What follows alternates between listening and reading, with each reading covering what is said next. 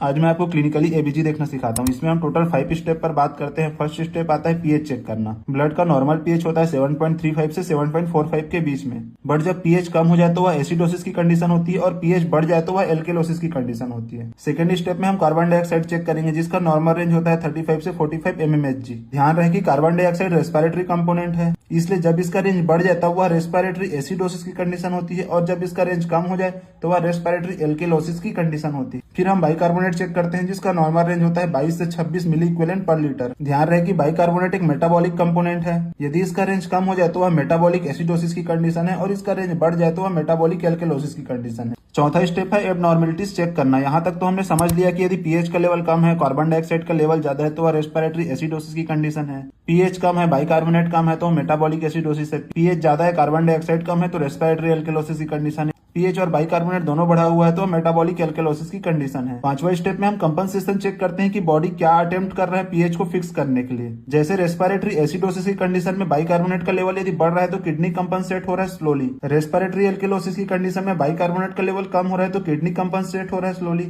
और यदि metabolic acidosis की कंडीशन में यदि कार्बन डाइऑक्साइड का लेवल कम हो रहा है, this is a lung blow of condition. एक मोस्ट इंपॉर्टेंट विंटर्स फॉर्मूला, इसमें एक्सपेक्टेड कार्बन डाइऑक्साइड होता है 1.5 into bicarbonate plus 8 plus -2। And another step आता है एनायन गैप और मेटाबॉलिक एसिडोसिस, यानी पीएच कम हो और बाइकार्बोनेट का लेवल भी कम हो। एनायन गैप का फॉर्मूला होता है sodium minus chloride plus bicarbonate. यदि मेटाबॉलिक एसिडोसिस की कंडीशन में एनायन गैप हाई आता है तब हम इस कंडीशन को एक निमोनिक से समझते हैं, मड पाइल्स, जिसमें इसका कारण हो सकता है मेथेनॉल, यूरेमिया यानी सीकेडी की कंडीशन में, डीके की कंडीशन में, पॉलिनिन ग्लाइकॉल की कंडीशन में, आयरन आईएनएच की कंडीशन में, एल मींस लैक्टिक एसिडोसिस की कंडीशन में, E means ethanol glycol and salicylate. यदि मेटाबॉलिक एसिडोसिस की कंडीशन में एनायन गैप नॉर्मल हो तो वह डायरिया की कंडीशन में या रीनल ट्यूबुलर एसिडोसिस की कंडीशन हो सकती है। अब एक कॉमन क्लिनिकल सिनेरियो देखते हैं। यदि सीओपीडी की कंडीशन है तो कार्बन डाइऑक्साइड का लेवल बढ़ा मिलेगा, पीएच कम मिलेगा, बाइकार्बोनेट का लेवल भी बढ़ा मिलेगा, यानी यहाँ chronic respiratory acidosis with compensation की कंडीशन है। दूसरा, अस्थमा के केस में कार्बन डाइऑक्साइड का लेवल अर्ली तो कम देखने को मिलता है लेकिन लेटर या बढ़ा देखने को मिलता है। डीके के केस में पीएच कम देखने को मिलता है, बाइकार्बोनेट का लेवल कम देखने को मिलता है और कार्बन डाइऑक्साइड का लेवल भी कम देखने को मिलता है विद कंपनसेट।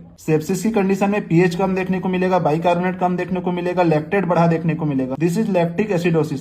वोमिटिंग की कंडीशन में पीएच बढ़ा देखने को मिलेगा, बाइकार्बोनेट बढ़ा देखने को मिलेगा, this is metabolic acidosis. Anxiety की कंडीशन में पीएच बढ़ा देखने को मिलेगा, कार्बन डाइऑक्साइड का लेवल कम मिलेगा, this is respiratory alkalosis. And opioid overdose की कंडीशन में पीएच कम देखने को मिलेगा, कार्बन डाइऑक्साइड का लेवल बढ़ा देखने को मिलेगा, दिस इज रेस्पिरेटरी एसिडोसिस की कंडीशन।